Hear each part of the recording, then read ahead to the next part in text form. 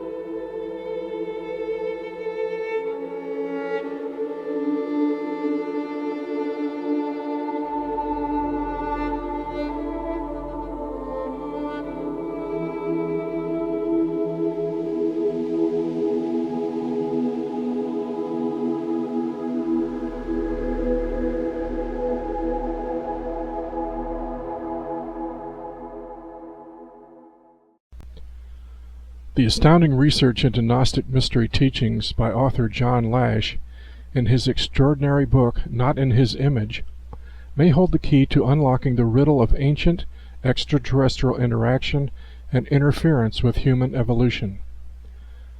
Bizarre as it may seem, a solution to the most baffling enigma of our time was fully elucidated in sacred writings almost 2,000 years ago. In the matter of the ET UFO enigma, the Gnostics were ahead of everyone today, way ahead. The Nag Hammadi material contains reports of visionary experiences of the initiates, including first-hand encounters with inorganic beings called ARCHONS, beings that emerged in the solar system prior to the formation of Earth. Over time, an aggressive, masculine reptilian leader, not unlike the biblical Satan, emerged.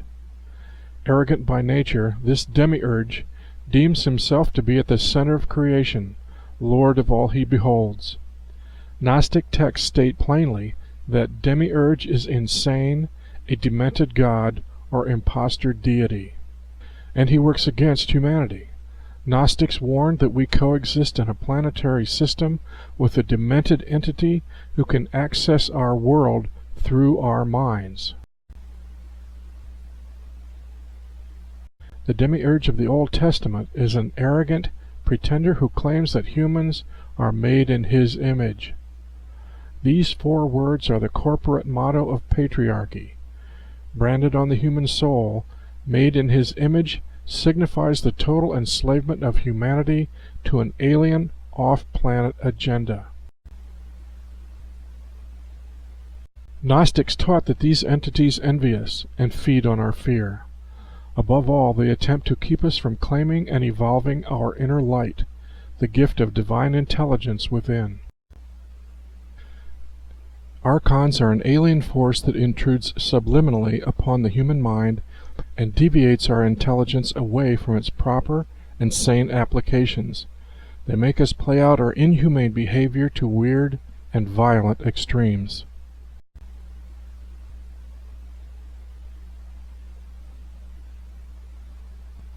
Archons are psycho-spiritual parasites. Gnostics detected the humanized face of the Archons in all authoritarian structures and systems that deny authenticity and self-determination to the individual. According to Gnostic perception, Jesus, if mortal at all, had been a prophet of Amor, the principle of love, and Amor, when inverted or perverted into power, became Roma, Rome, whose opulent, luxurious church seemed to the Gnostics a palpable embodiment and manifestation on earth of Rex Mundi's sovereignty, Rex Mundi being the Archon Lord of the material world.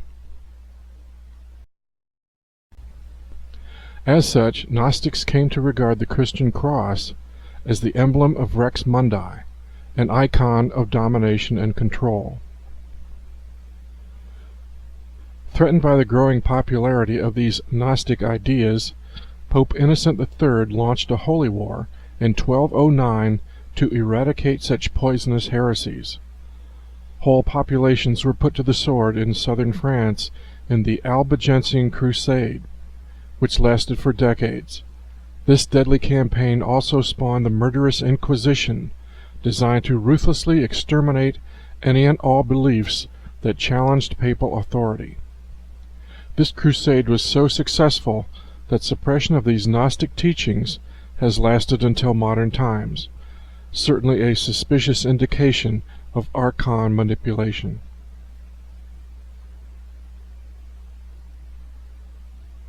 The roots of Gnosticism reach far back to the mystery schools of ancient Egypt, yet halfway around the world this same awareness of the Archons could be traced to the mystic seers of ancient Mexico as well.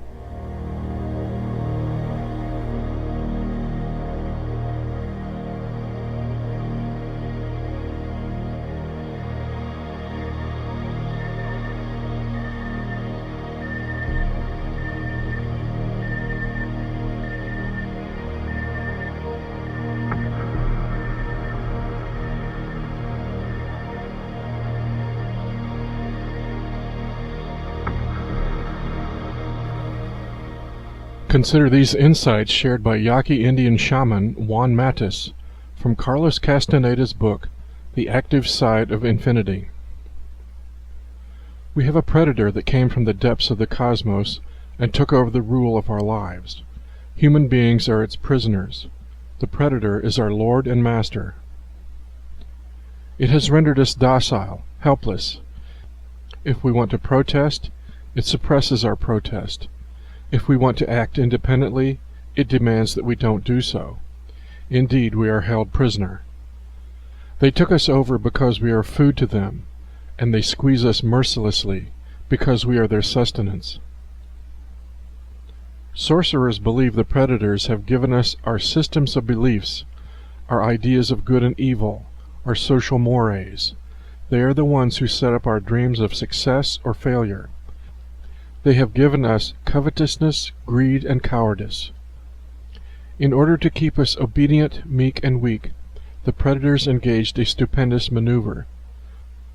Stupendous, of course, from the point of view of a fighting strategist. A horrendous maneuver from the point of view of those who suffer it. They gave us their mind. The predator's mind is baroque, contradictory, morose, filled with fear of being discovered any minute now. Sorcerers of ancient Mexico reasoned that man must have been a complete being at one point, with stupendous insights, feats of awareness that are mythological legends nowadays. And then, everything seems to disappear, and we have now a sedated man. What I am saying is that what we have against us is not a simple predator. It is very smart and organized. It follows a methodical system to render us useless. Man, the magical being that he is destined to be, is no longer magical. He's an average piece of meat.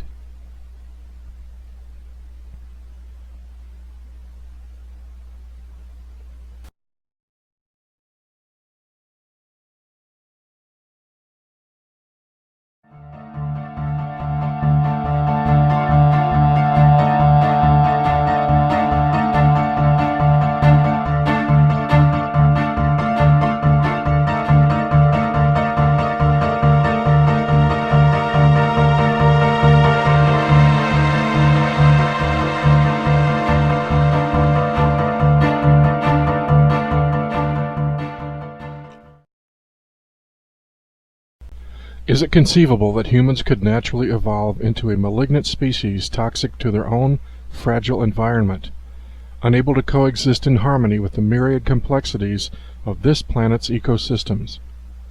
Does the fact that 250 genomes within human DNA are not indigenous to this planet suggest humans actually don't belong here?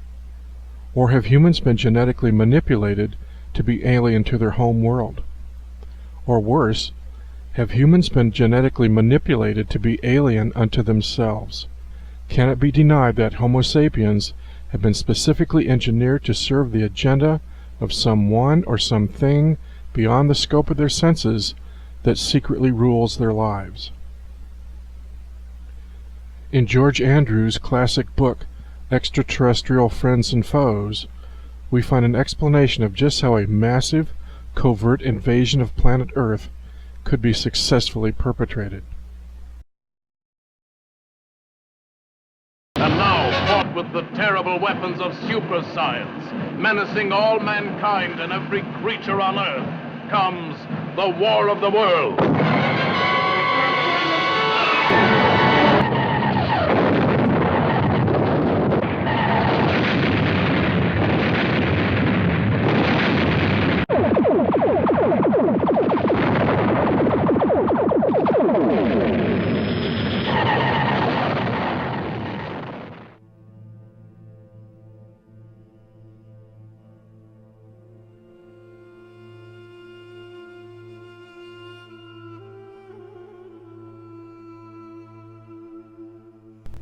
If you were a highly advanced culture about to invade a relatively primitive culture, you would not do it with a flourish of ships, showing up in the heavens and take risk of being fired upon.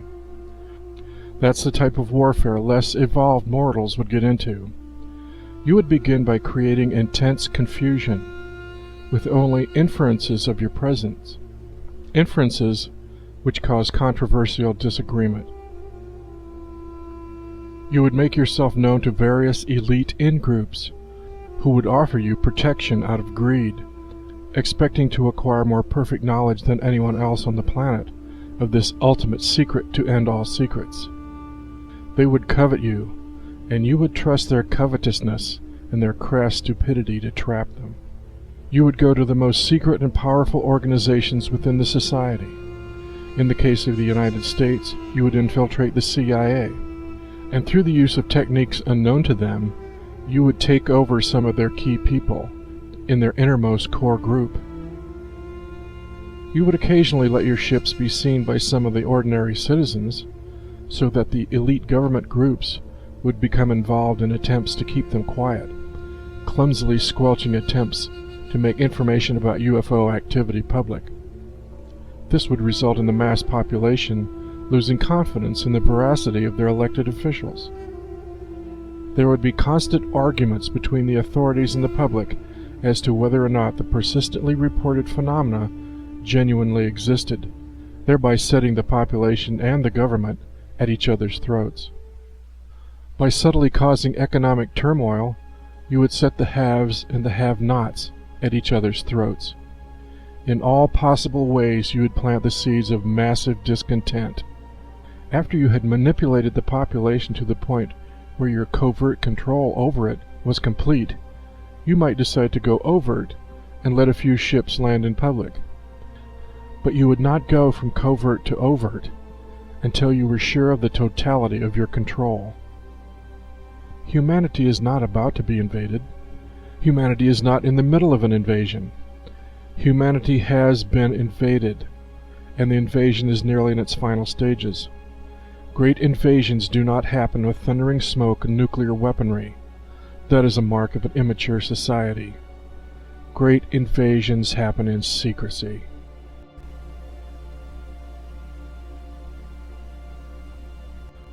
What I want to get across to you is the ultimate evil, which underlies all the negativity in the cosmos, finds expression in that masked form of psychological complacency that leads an individual to adhere to a group philosophy rather than to think things through for oneself.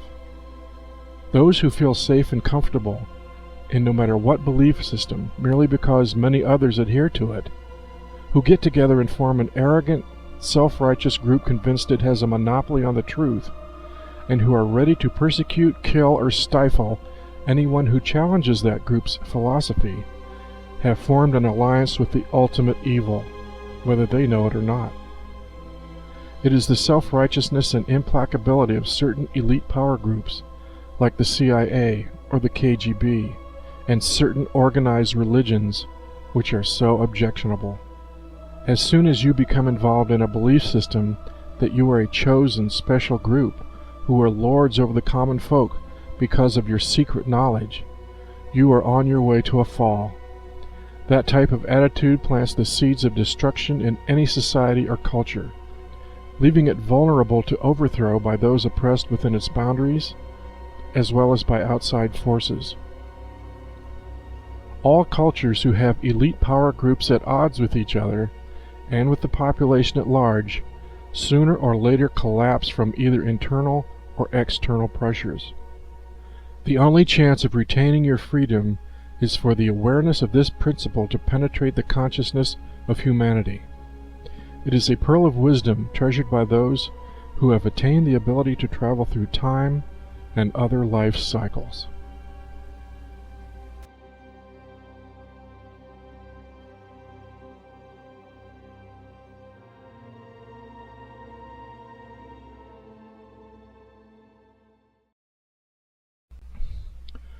The unremitting government policy of denial regarding extraterrestrials suggests compliance and collusion with these entities at the highest official levels. Widespread abductions, cattle mutilations, and UFO sightings, combined with a dangerous drift towards a one-world order, suspiciously reveals the alien agenda. In his book, The Day After Roswell, retired Army Colonel Philip Corso, former National Security Advisor to President Eisenhower, stated, We were convinced that whoever the UFO extraterrestrials were, they were tampering with our planet, operating with impudence and manipulating us constantly and secretly.